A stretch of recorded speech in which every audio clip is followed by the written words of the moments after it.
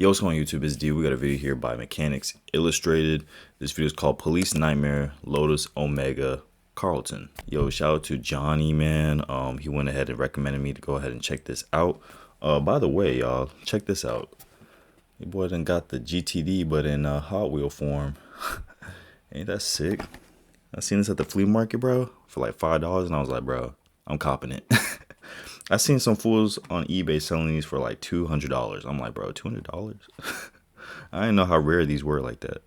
But yeah, man, we're gonna check out this video right here. Hope you guys are doing good. Hope you guys are doing well. Without further ado, let's check out this video, man.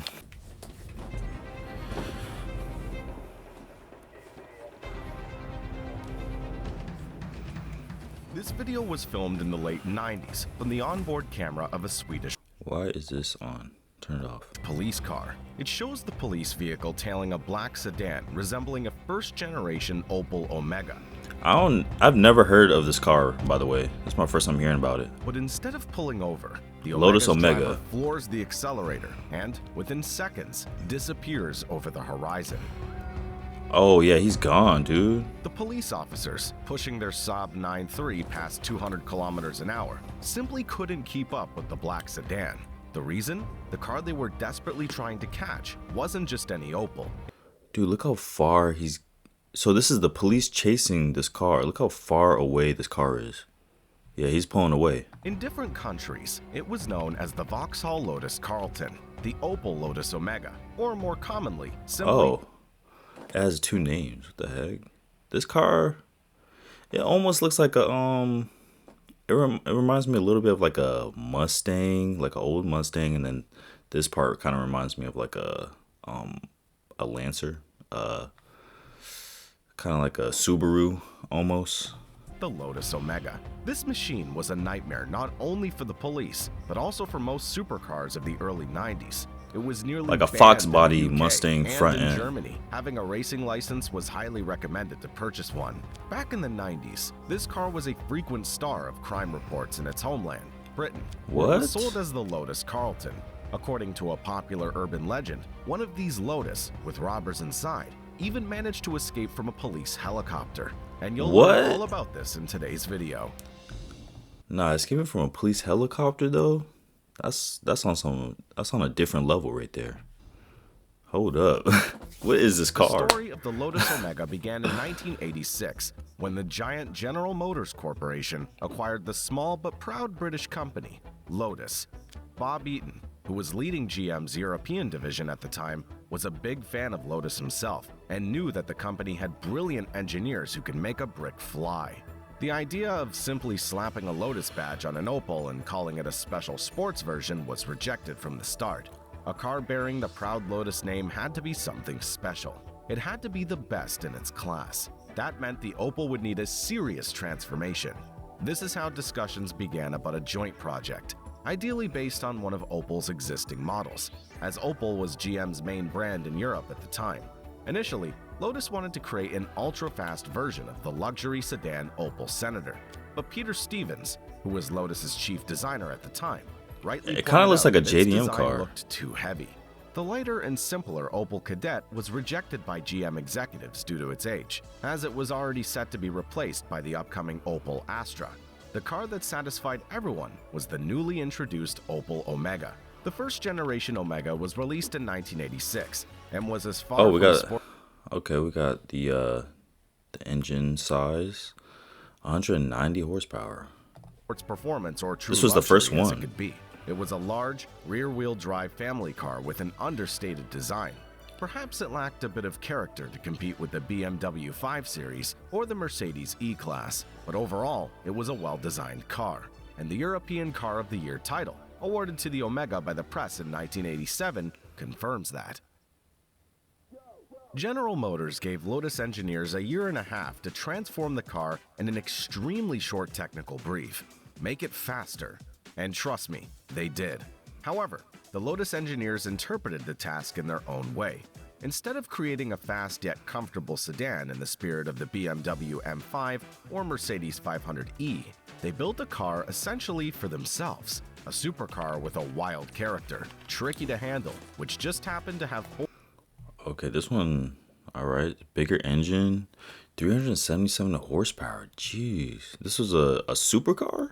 4 doors and a large trunk, the Omega could hit 0 to 100 kilometers an hour in just 5 seconds, which didn't just make it faster than all of its direct rivals. It put this big 4-door brick on par with purebred supercars like the No Ferrari way. Testarossa. But the real magic happened in the sprint to 200 kilometers an hour. Officially, it took 17.3 seconds, though that number's clearly understated. Most tests of the Omega show that with proper gear shifts, it reaches 200 kilometers an hour in under 16 seconds. That was faster than the Porsche 911 Turbo and even the BMW M5 E39, which wouldn't appear until a whole 8 years after the Omega. Wow. In a test conducted by the British magazine Autocar, which included acceleration to 100 miles per hour followed by an immediate stop, the Lotus Omega was beaten by only one car, the Ferrari F40. But these numbers The came at a F40. price. This car hated driving slowly. In traffic, it would start to overheat, and if you wanted to drive the Lotus Omega every day, you'd need to train your left leg, because the clutch pedal in this car was incredibly heavy. The official top speed of the Lotus Omega was 282 kilometers an hour, a figure recorded at the Nardo test track. This number was especially significant because the top speed of its main rivals, fast German sedans, was electronically limited to 250 kilometers an hour. But this record-breaking speed brought the Omega not only fame, but also Look how that thing a just whole whips lot of around the trouble, corner. including legal issues. Despite the complete understanding between Lotus and General Motors, the fate of the car was not as straightforward as it might seem at first glance. The first conflicts arose when it became clear that Lotus wouldn't have full creative freedom over the car's design. Apart from certain details, such as the wheels and final aerodynamic refinements, the exterior body kit was designed by GM's European Design Center, led by Wayne Cherry. This center was based in Rüsselsheim, Germany, the same city where Opel's headquarters were located.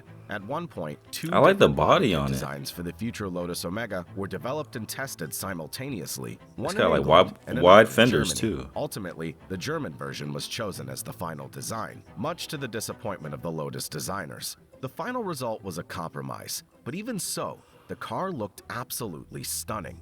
When the first prototype was No, unveiled seriously. at the 1989 Geneva Motor Show, Ooh. Oh yeah, I would get it all blacked out just like this. And I like the rims too, actually. Everything looks looks good on this reaction car. from both the press and This car looks visitors good. was overwhelmingly enthusiastic. At that point, General Motors had no more doubts. The Super Omega had to go into production as soon as possible. The first thing that gives away the Lotus Omega as a super sedan is its color. The car was painted in just one shade, Imperial Green. Most likely a Imperial nod to the green. iconic British racing green. At first glance, it might have very looked dark like a regular green. Opel, but in reality, it was easy to distinguish thanks to the Lotus badges. This and one the looks pristine. body kit. It looks like there's no miles on that one. The hell? But since communication between Lotus and Opel was rather patchy, for a long time the companies weren't sure who and how would manufacture all this beauty. In Britain, they wanted unpainted car bodies and only the necessary parts delivered straight from the Opel factory, whereas in German Rüsselsheim, they were unwilling to retool their production for a small English project.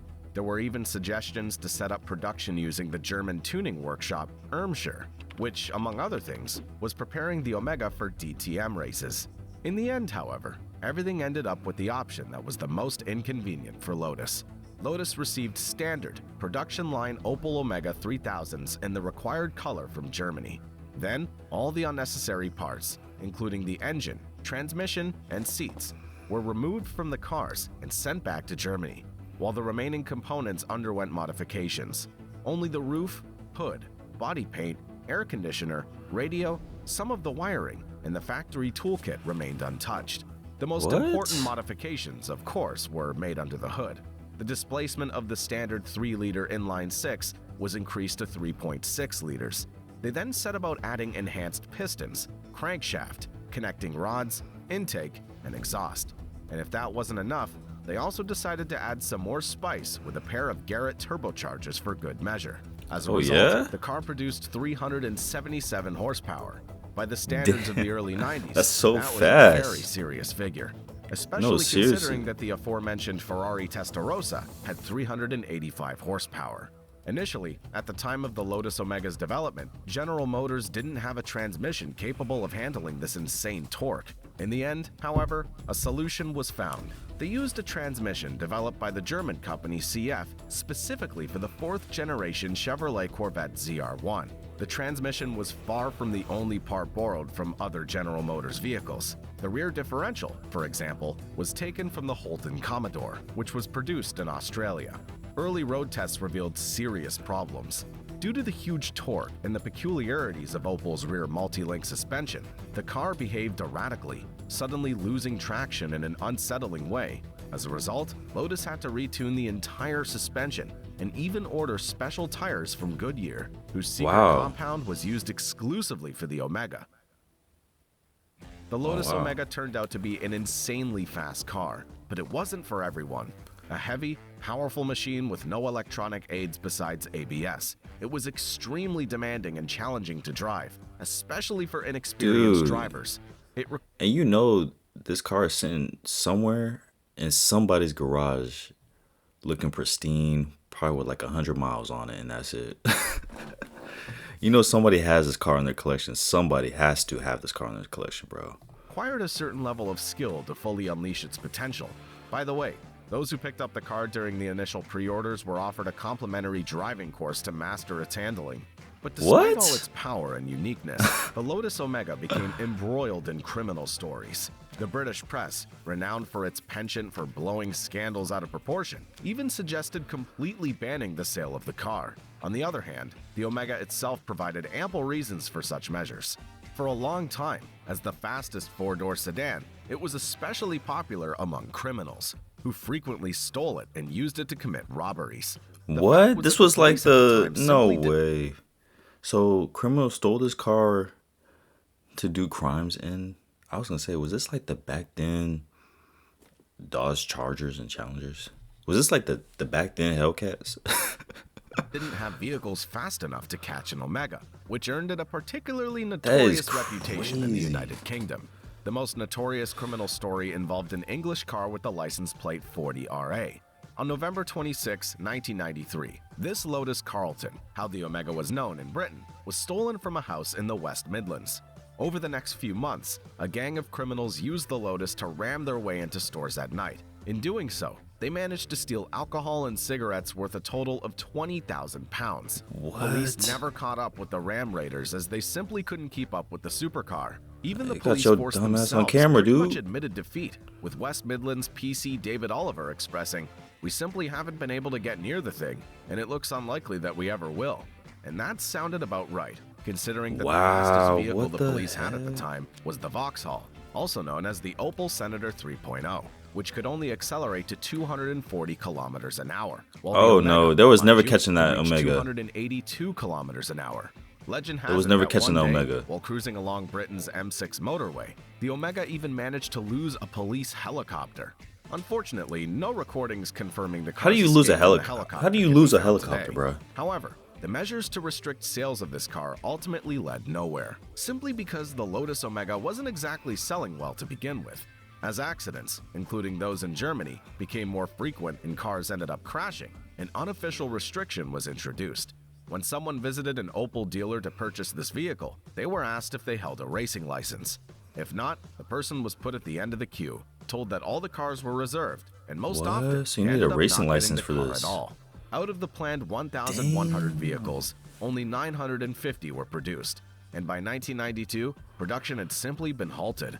In the end, the Lotus Omega emerged as a living legend, a super sedan. What? I want to see this car in person now, dude. I didn't know there was crazy history behind a vehicle like this.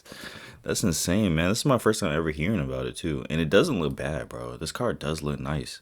I would just change, you know, I thought the rims looked nice, but they kind of look a little trash. Now looking at them a little more, bro, they look a little trash. I would just change out the rims, but everything else on this car looks phenomenal, bro. And I love the wide fenders, too. The spoiler, the front end is probably my favorite, though. I think the front end is my favorite on this car. Performance with uncompromising character. It never became the everyday fast sedan many had hoped for, but instead carved out a niche as an exotic weekend weapon, a car for those with a passion for driving. Today, With only a limited number of low-mileage, meticulously maintained examples still on the road, the Omega has achieved modern classic status, captivating enthusiasts and collectors alike with its daring spirit and unforgettable legacy. Whoa, look how big that wing is.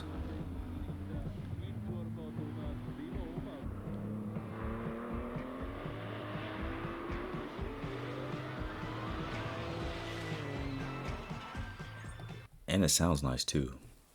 It's got a good exhaust on it. Well, that one might be modified. It looks like they're doing laps with this one. But yeah, bro, that was the freaking Lotus Omega, bro. Shout out to Johnny for this video. That was fire. I'm gonna leave a link to the original video in my description. Hope you guys enjoyed. If y'all did enjoy it, please make sure you like and subscribe.